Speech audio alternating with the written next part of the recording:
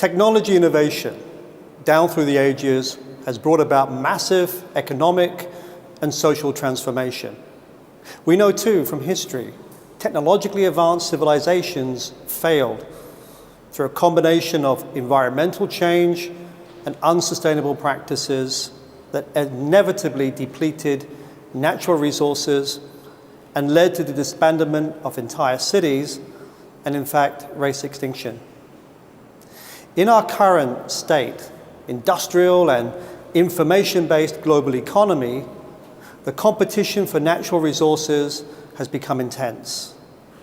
But unlike any other time in history, technology is influencing the very laws of nature, the laws of our environment. Now, there are two schools of thought as to how the end game will play out. The optimistic view is that technology and technology innovation will lead to abundance, satisfying our needs for energy, food, and a life free of disease.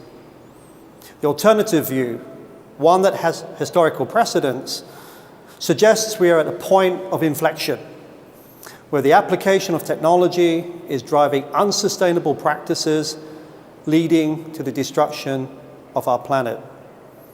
Now let's look at information technology. IT has been the focal point of technological change for the last 30 years. IT in itself consumes almost 10% of the global supply of electricity.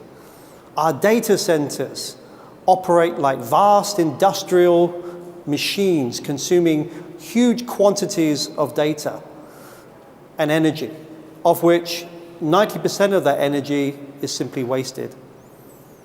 IT in itself contributes nearly 15 to 20% of global greenhouse gas emissions. And this will increase unless these practices are changed. Now, by making the right strategic choices, IT can be both an enabler and a driver for greening our enterprise. The amount of energy consumed by IT can be more than offset by the gains brought about through operational efficiencies, built on IT infrastructure and established through appropriate changes in policies and practices. Now, it's fundamental to understand that the underlying driver of green IT is cost saving, and that a large proportion of that saving comes from reducing your company's energy bill. Green IT is therefore an obvious way to improve the bottom line. Green IT also provides the fuel for innovation. It is the source for out-of-the-box thinking, developing radical new ways and approaches to managing operations. Those operations themselves, through efficiencies and better use of IT practices and technologies, will drive better performance and ultimately lower energy cost. This gives us a fairly easy way to define green IT. In fact, it's an IT strategy that companies can deploy to meet their business demands, to drive cost effectiveness, be flexible, secure, develop solutions that are wholly stable, but also to be environmentally responsible. In essence, green IT is about sustainable IT. Now, to help companies formulate green IT strategy, Basis Bay has developed a fairly simple framework and a consistent methodology, looking both at the enabling and driving aspects of IT. The framework, if you like, is designed to look at your current state, take a view on where we are in terms of maturity, looking at best practices, looking at metrics that we can use from within our industry. And from there, we can begin to chart, if you like, a 3-year journey of where we are today and set metrics and goals of where we wish to be over a timeline of 3 years. Now, when you consider the fundamentals of IT strategy, the very tenets of an IT strategy should embrace many of the green elements that we've been talking about, namely looking at cost performance, optimization, operational efficiency, and an overall lowering of expense. So, how do we go on that journey?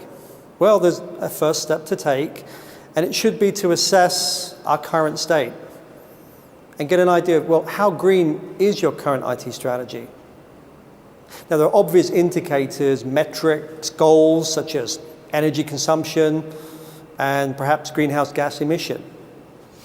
The question to ask is, have we set any targets? And if we have set targets, how are we measuring those targets? How are they monitored? And are we actually optimizing some of those goals? Now, at a conceptual stage, when the ideas themselves are fairly embryonic, there are two essential ideas, or if you like, steps that we need to take that will help us bring together our overall framework or strategy for green IT. Firstly, we need to select an appropriate framework. And obviously with a framework, it's contingent on many factors, both within the enterprise and within the environment.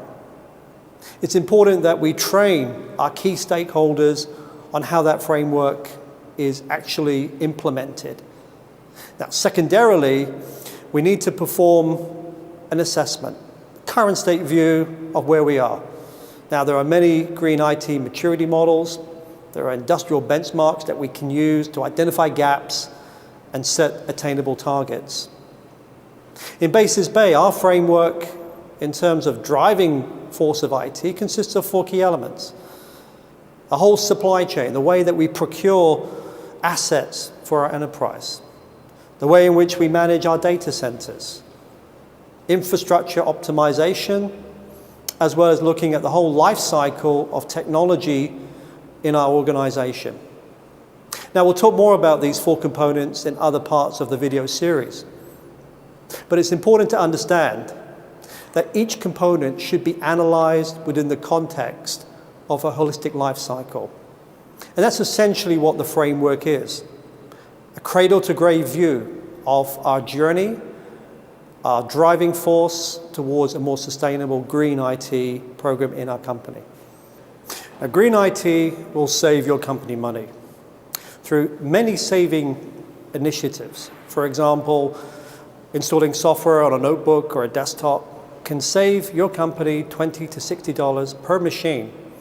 Now that can translate to 6 or even 7-figure cost saving sums for many large enterprises. Overall, that can mean almost a 20% reduction in your company's energy bill. So IT can drive many of these initiatives across the entire enterprise. Let's look at, for example, maintenance of IT hardware. Adopting green IT through energy efficiency, reducing our dependence on assets that have a short lifespan, we can reduce your support costs by up to 40% by applying some of our green IT initiatives. There are other important financial benefits, perhaps not so direct, but nonetheless very important. For example, retaining your customers. Now, in your ecosystem, in your supply chain, it's likely that many of your customers would have adopted a green procurement strategy, either based on compliance or best practices or adhering to international standards. By applying these practices, you're more likely to retain your best customers. In addition to that, think about your brand reputation. We know that companies that drive a green initiative, drive a green IT strategy, supported by facts, supported by customer testimonials, can do absolutely wonders for your brand reputation. Now, the environmental benefits are equally, if not more important than financial benefits, but they are harder to track. Government regulation is driving organizations to measure their greenhouse gas emissions, for example. We know that PCs generate as much carbon dioxide as perhaps a mid-sized car, given the kind of average size of an enterprise. So there are measures in place. For example, HP has its carbon footprint calculator that will help us determine and measure change effectively. Now let's consider green IT and the attitude of your employees. We know that employees feel a deep sense of pride working in an organization when they know that that organization is driving initiatives that have a big impact on the environment. When your employees know their computers, for example, are using less power, and this is not impacting their productivity, but they know personally that they're making a contribution to reducing the company's carbon footprint. We know also that green IT is in itself a huge cultural shift that has to be managed through a sustainable change management program. A change management program around green IT does require sponsorship from the leadership team. It's very important that that sponsorship is active and visible.